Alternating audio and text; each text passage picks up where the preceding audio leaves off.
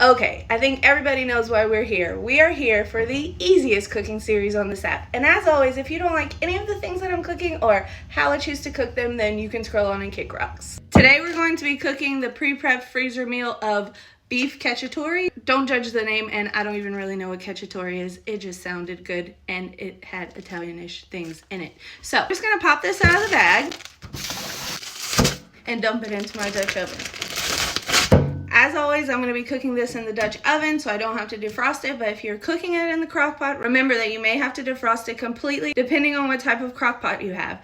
And if you put it in the Instapot or on the stovetop, you don't have to defrost it, but you do have to add a cup of water. On the stovetop, just so it doesn't burn while it is defrosting, and in the Instapot, so that it will come to pressure. So like I said, I'm going to cover it up and stick it in the oven.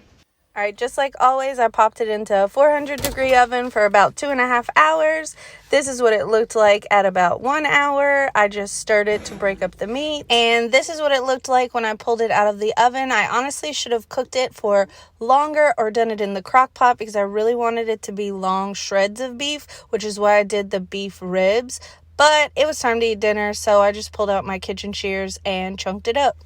And I served it over spaghetti noodles with a big hunk of French bread. I probably should have put Parmesan cheese on it, but I did not.